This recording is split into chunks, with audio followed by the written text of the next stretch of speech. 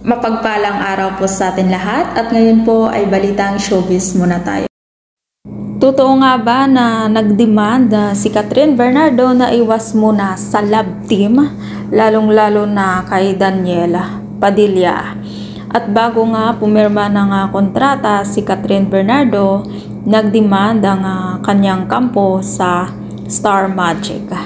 At particular na dito sa mga love team, iwas muna sa ganyan si Catherine Bernardo. At gusto ni Catherine Bernardo sa isang taon, 2 movie at yung role na gusto niya gampanan ay yung may advocacy at naaayon sa edad niya ngayon. At ayon sa source, wala munang love team sa ngayon ang gusto ni Catherine Bernardo.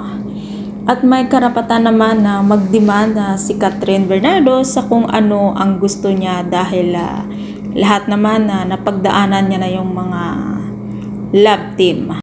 At kung ikaw ang tatanungin, anong masasabi mo sa mga demand di o mano ni Catherine Bernardo sa Star Magic na wala mo ng love team?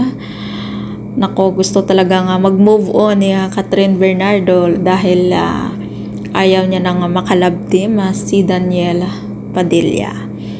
At kung ikaw ay may komento, i-comment sa baba.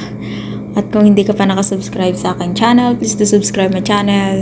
Types K. Velasco. Maraming salamat at mapagpalang araw po sa ating lahat.